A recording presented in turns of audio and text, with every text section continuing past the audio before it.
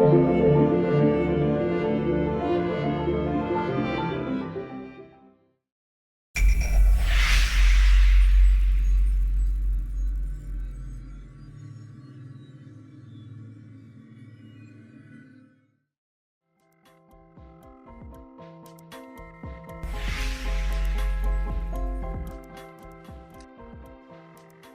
everybody, welcome to Reflections, the wisdom of Edgar Cayce. We are coming to you courtesy of our broadcasting partner, moretalk.tv. This week on the show, I'm honored to welcome Karen Boldt and Leigh Hronek. Karen Boldt has been on the A.R.E. staff for 12 years, and she has served in a variety of departments, including the Health Spa, the Cayce Reilly School of Massage, and Youth and Family Services. Karen is currently working as the supervisor of outreach services, including prison outreach and spiritual growth groups, and prayer and meditation services. She is also a member of the Glad Helper Prayer Healing Group. Karen has been a student of meditation and world religions and has been practicing a daily prayer and meditation devotion for over 15 years. Leigh Hronek joined A.R.E. staff in June of 2015 as the Spiritual Growth Groups Associate. She is the primary contact for existing A Search for God spiritual growth groups and regional volunteers. She is also involved with communication with new groups and encouraging new members to start a group in their own local area. Karen and Leigh, thank you so much for joining us today on the show. Well, thank you for having us. Thank you. Of course. And the first question I wanted to ask is, can you give us a little bit of background and history of the A.R.E. study groups? Well, the Edgar Cayce study groups are actually a direct legacy. They were started back in 1931. And that was right after Edgar Cayce had lost the hospital building, and he held a weekly talk at the hospital. And some of the people that attended those talks asked him to please have one more talk, and they gathered together. And what came from that was a reading on cooperation. And the group was told that they were to get readings and to study on spiritual laws. So they were a little surprised when this came about. Absolutely. And it's continued on since then. Wonderful. And what exactly, can you give me a rundown? We've given a little bit of your bio information, but what do you two do? Can you give us a rundown what each of you do around the A.R.E.? Sure. My title is Outreach Services Supervisor, and I am over the spiritual growth study groups, or the Search for God groups, also the prison outreach program, and the prayer and meditation services department. Wonderful. And I am an associate for the Search for God spiritual growth groups. Wonderful. Leigh is more in direct contact with all of the groups. She is here to provide assistance to any of the groups, new groups that want to get started, as well as any existing groups in terms of resources and things like that. Excellent. And you mentioned the Search for God study groups. I know the study groups range a large array of topics, but the Search for God study groups seems to be the core foundation of the Cayce study groups. Can you give us a little background as to where the Search for God study group came from and what purpose it serves today for the A.R.E.? Sure. As I was talking about before, the first reading was given in 1931, and it was on cooperation. And they were told that they had to study this spiritual law and the readings that were given before they would get the next chapter. So the Search for God, there's two books, book 1 and book 2. There are 12 chapters in each. And each one of those chapters contains a spiritual law. And he gave readings, I believe it was for 11 years to this group. And those readings, which are the 262 series, were developed into the Search for God material, the two books. And the majority of our study groups do study the Search for God material, but we do have other groups that focus, some focus on dreams. We have some groups that go into subject matter as opposed to studying the Search for God material. Absolutely. And for someone who hasn't been in a study group period, especially not an A.R.E. study group, what can you tell us about what happens exactly in an A.R.E. study group? Well, what happens in a study group is it's usually held in a private home. Um, some people meet in a public place like a library meeting room. And typically they meet once a week. Some groups meet twice a month or just once a month, but the standard is once a week. And you gather together. There is a prayer and meditation portion. And then you have a experiment or a discipline. Some people don't like the word discipline, so we also call it an experiment, where you take the material that you've read or studied and you apply it in your daily life. That is really what the study group readings are about. It's the application of these spiritual laws in your daily life. So you would, for cooperation, say for a week, you would decide to be cooperative with everyone that you come in contact with. And then the next week, you would come back and give a report on how you did. And the group talks about what their experience was with that spiritual law. And then typically, some people, groups talk about their dreams because dreams were very important in the Cayce readings. And then they close with a prayer and meditation portion of the meeting where they pray for members of the group. Some members have a prayer list specifically for their group, for people that they pray for.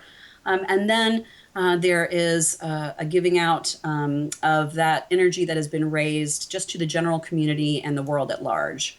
So it's connecting you with yourself and with a small group of people, as well as with your community and the world at large. Absolutely. And what did Cayce have to say was the benefit of working in these groups as opposed to our individual spiritual work? Well, there are a couple of things that I think that this study group model has that are really helpful in terms of growing spiritually. And one of those things is that you have a group of people there, not just for support, which they do, but you're also held accountable. You know that you're going to be going in the next week to talk about how you did. And sometimes you do really well, and sometimes you fail miserably. And I think that when you have a group of people there, it gives you not only a sense of you're not alone, but that this experience isn't unique either.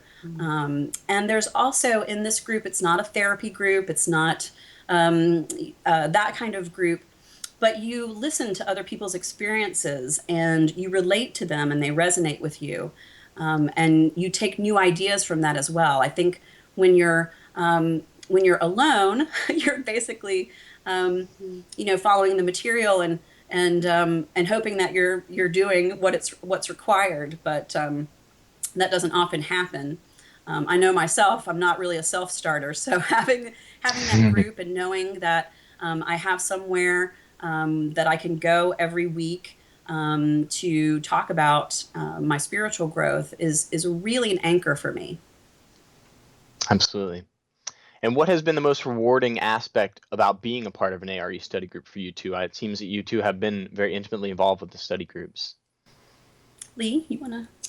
Oh, well, it's seeing myself grow spiritually, Right. interacting with my family, even myself in a more loving way. So that's the main benefit for me. And when I see that happening, it just keeps me going back and applying and studying. It's all about the, love. So Yeah. I feel like I'm studying and meditating on it and trying to apply it. And yeah, so that's what I personally love about it. Wonderful.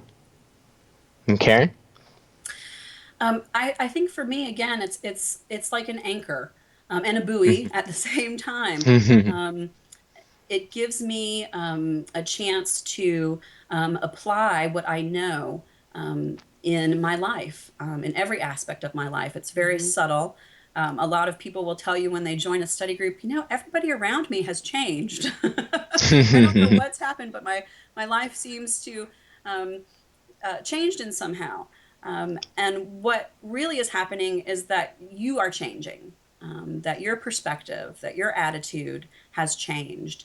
And as a direct result, those around you are feeling that, and are lifted as well. Absolutely. Well, wonderful. We've given us some awesome background into the A.R.E study group. So I want to ask for our listeners who are now kind of drawn into this, would one find a study group in their particular area? We have a couple of different ways that you can find out. We do have a web page on the edgarcayce.org website. If you search for spiritual growth groups, or if you search for activities in your area, you'll be linked to a page that will give you a listing of groups with a contact and a telephone number or an email address. Not all of the groups are listed on the web page, so you may also call the customer service number, which is 800-333-4499, and Leigh's extension is 7190. And you'll be able to talk to her or leave a message, and she'll be able to get into our database and let you know if there are any groups in your area. Or if you're interested in starting a group in your area, she'll also be able to help you with that, sending you the materials. We send out an invitation to the members in our area that a new group is starting, and we help you start a group. Wonderful. Okay, so anyone can start their own group, and of course, you can choose your own topic as well as far as the Cayce material goes. We tend to focus on the Search for God materials because we feel that they are important, part of our mission. But yes, you can choose a topic or a range of study that you would like to study as well. Absolutely. Awesome. And Karen, can you tell us a little bit? I know y'all have your hands dipped in quite a few things over at the A.R.E there. I know, Karen, can you tell us a little bit about the prayer and meditation services that are also offered at the A.R.E? I know that's a very long-running, very powerful practice that y'all are involved in. Excuse me. Sure. At the same time that these 262 readings were being given, there were about a group of 11 to 13 people, I think, that were in that original group. Cayce had a dream that there were members of the group, the original study group, that were supposed to study spiritual healing as well. And so a group of 7 people were drawn from the original study group, and they actually were receiving readings at the same time that the study group was receiving readings. And that's called the 281 series.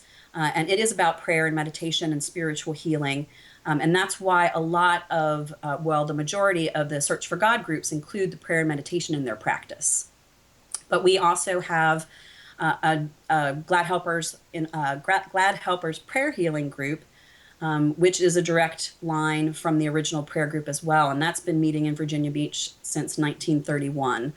And we have a weekly meeting here at Virginia Beach on Wednesdays at 9:30. Where you can come and attend. And it's similar to a study group. You study the 281 material and you talk about it. And the prayer group members apply that in their daily lives. So it really is a crucial part of the spiritual growth. Absolutely. And for both you ladies, what has been some of the most rewarding things, and what also makes it unique about working at the A.R.E, working for an organization that is really has a foundation of spiritual growth and self-help? Well, I think that we sometimes hold ourselves to a higher standard, and sometimes we meet it and sometimes we don't. I think that it's a gentle reminder being here on campus of Edgar Cayce and his legacy. And the majority of the readings really talk about your soul's purpose is to be a light to another. And so I think the majority of the staff here really take that to heart. And we feel that we are serving the people that come here, our members, our study group members, and the visitors that come here as well. So I think it's just a gentle daily reminder that even at the workplace, we're called to be a light to each other. Absolutely. And what did Cayce have to say specifically about the power of prayer and the power of intention with your thoughts? Cayce talked about that thoughts are things, and so that you needed to be aware just not of the words that you speak, but also the thoughts that you think, which is very difficult for us as human beings sometimes. But that those things actually have power, that they hold an energy of their own, and that you're responsible for what you're putting out into the universe. And so there is a huge power in that. And in terms of prayer, to simplify the readings, prayer is talking to God, and meditation is listening to God. So there is, again, there is a give and a take. There is a responsibility on each individual's part, to be the best soul that they can be. Wonderful. And Karen, I know you've been with the A.R.E. for many years. Leigh, how long have you been with the A.R.E., Leigh? I'm going into my first year. I'm almost through my first year. But Wonderful. you've been involved in she's been involved in the study group programs for quite a Oh, while before right, that. right. Excellent. And I know, Leigh, you're a little new to the campus, but Karen, you being at A.R.E. for so many years, how have you seen the organization kind of evolve and change over the years with its focus and its direction? Well, we've had a lot of physical changes, I think. If you haven't been to the campus recently, we've had the renovation, and we're renovating the visitor center downstairs. So a lot of what's been happening on campus has been upgrading our facilities, as well as our technologies. I think that the organization is really trying to um, make an effort to reach people online, as we are right now with this radio interview. And they're developing a lot of technologies, so that people can become more aware. This material is really a self-study, and so I think the more people that are aware of it, and that can either access the readings online or who can come here to campus, the better. Absolutely. And what has you ladies most excited kind of looking ahead for the organization as a whole, or maybe just your specific department, as you look ahead to the future? What really are you excited about, both of you? Well, I'm just really excited that Leigh has been here for a year. She's done amazing work with the study group program. We've had over 22 new groups started this year, which is phenomenal. Wow. And I'm just really excited about getting this material to as many people as we possibly can. And we're making some efforts to possibly travel later in the year to get out to the people as opposed to them having to come to us. So we're also excited about that possibility as well. Yeah, it seems like Awesome. the material is, I always think of a study group as a point of light within the whole. And in the last year, I've got to tell you, I get so excited when someone calls in and they want to start their own group, and you kind of foster that along, and then they have the group up and running. It's like it's watching the points of light expand, and it's not just in the States. We have provinces in Canada, study groups across the globe, Malaysia, the UK, etc. So it's just fun to kind of globally be aware of this growth and this movement. And I just hope the momentum keeps going. Absolutely. I think it will. It's a very, very, very powerful practice. Yes. Hold on. Give me 1 second. I have to edit this out real quick. Just my questions just flopped on me. Hold on. Okay. All right. Sorry. And ladies, what is maybe some of the most common misconceptions about a study group? What are some of the biggest questions that people come to you about when first starting or getting involved with a study group? Well, I think the first question is, can I start a study group on my own if I don't know the material? Yeah. And that is a resounding yes.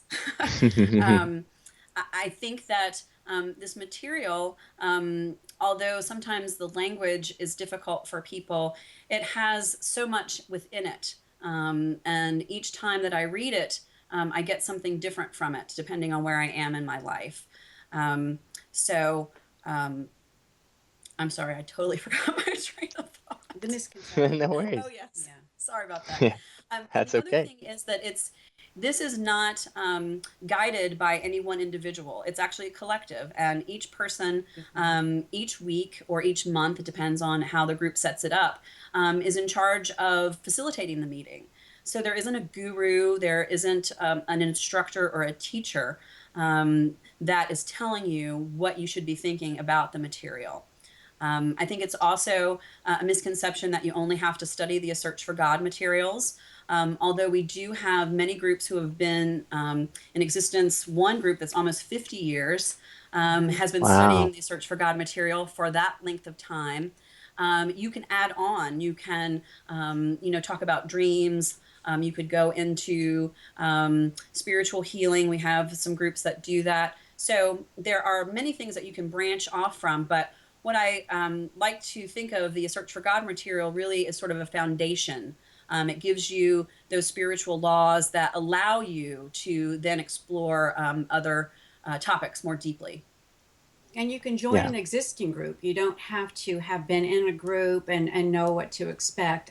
It's you can jump in right where you are. So, like Karen was saying, you don't have to have read a lot of material prior to. You can start right where you are. That's a Yeah, good point. absolutely. Yeah, y'all know y'all mentioned that one's been ongoing for 50 years, so I know that that's great to mention because I know the groups are as themselves individual groups evolving as well. There's people coming in and coming out, so it's constantly changing the group dynamic, correct? Yes, well, we do have some groups who have had the same members for that length of time, but the majority of the groups, there's an ebb and flow, as with anything. You have Mm-hmm. groups coming, people coming in, new members coming in, and old members leaving for whatever reason.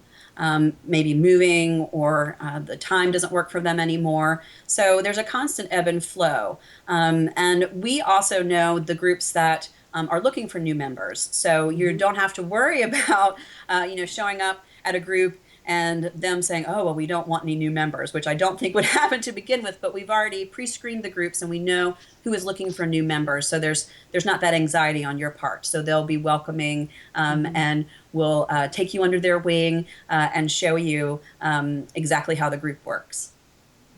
Wonderful. And as far as trends go, have you noticed any areas in particular that more groups seem to pop up in, maybe in the United States, and some areas maybe that you haven't seen any groups pop up in that are maybe you could encourage some of our listeners to get out there and start their own group? Well, we'd always like to have groups in all 50 states, which we don't at this point. I think that what we're seeing as a trend is that more and more people are wanting to gather together as groups and talk Yes. about this. Mhm. Particularly, they've done a lot of studies with the millennials. And that they, for topics such as spirituality, they really prefer to be in a small group setting. Right. So we're hopeful that these groups will continue well into the future. It's our 85th anniversary this year, so we're hoping that they will continue for another 85 years and even longer. Wonderful. And Leigh, I have a question for you. Being, I know Karen's been with the A.R.E, especially at the on the campus for many years, but this being your first year, and now that you've concluded your first year, what has that experience been like for you? How has that helped to shape you both personally and professionally? Well, professionally, how can you not like connecting people to something that you know is going to provide spiritual growth? Okay, that's just a win-win right there. So I Right. do have a lot of joy in the visit, what I do. But I think the main things that Karen was talking about is, well, having an ideal when I come on campus and having been here in the last year, it's just kind of front and center a lot more easily than when I was involved in other areas of employment. It's kind of a good kind of saturation. And I know I'm with people that are, it's like being in a larger study group, the smaller study group, and then there's a larger study group of fellows that are trying to live their ideal as well. And the potential of being of service in the capacity that fits me well is the thing that I'm most grateful for. So that's a very humbling thing. It's a beautiful question. Thank you. So I Of feel like course. it's a good fit for me. Excellent. Always good to hear. And another question I would ask is, I know with our technological outreach that we're working with here, we're reaching be able to reach a much larger audience and hopefully a little bit more of a younger crowd as well, which I know the A.R.E is really has the resources that that the younger generation is really kind of thirsting for. So in saying that, is there any age cutoff for starting a study group? Are you seeing maybe a trend with any younger people starting being more interested in these Search for God study groups? Well, we do have a youth group, a younger group that's started here on campus. That was actually part of some of the students that are on campus here, our massage school on campus. And I think that we are seeing that more and more younger people are interested in this material, and it's really how do we develop it so that it resonates with them. And Leigh and I are working on a program specifically for younger people that focuses more on ideals, because I think that is something that they're very interested in and would segue nicely into the Search for God material. So that's one of the ways that we're trying to come up with some new ways to present the material. Excellent. And you mentioned ideals, which is such a core foundation of the Cayce material. Can you tell us a little bit about ideals as opposed to the Search for God study group? What would make an ideals study group unique and different from a Search for God study group? Well, in the study group itself, one of the chapters talks about your ideal, in developing your ideal. So this would just be getting more in depth into that chapter and those readings, as opposed to the other 24 chapters. So it would be more of an intro or an introduction to the Search for God material, as opposed to sort of diving in, so to speak. Absolutely. And ladies, is there anything else about the study groups that maybe you wanted to make sure that you got across that we haven't touched on yet? I want to kind of open this up to you if there was just anything that we haven't talked about, any message that you would like to get out there, any questions that you would like to have answered for our listeners. I think that we've talked a lot about the disciplines and the experiments, but the study group is a lot of fun as well. Yeah. You develop relationships with people that will last a lifetime, and you have people who you can relate to for a lifetime, because this material touches you in a way that it changes you. And having that experience, with other people is really the greatest gift that I really have been given. And so I hope that other people will inquire about a study group in their area or start their own. I find too that we meet once a week, but I feel the support of the group throughout the week. I mean, even though physically we meet once a week, there's something about knowing that someone else is trying to do better, just like you in a certain situation. It's just comforting, and that spirit is always with me. So I feel like I have unseen forces around me more often now since I've started back into a study group on a more regular basis. Yeah, Cayce, Edgar Cayce's eldest son, used to say that you actually create an energy field within your study group because you're praying and meditating for each other. So I think that's definitely true what Leigh was saying. And it's the same thing with the prayer group. You feel the prayers and the energy of the group even when you're not with them. Yes. Absolutely wonderful. Thank you for sharing that. And one last question, kind of as a personal curiosity of mine. I know you ladies have been working with the Cayce material and the Search for God study groups for a while now. What other topics from the Cayce material has really drawn you in over the years, or maybe even drew you in to begin with from the Cayce material? Well, I didn't know anything about Cayce when I first started here 13 or 14 years ago. I've lost track now. And I started with the health readings because I worked in the health spa.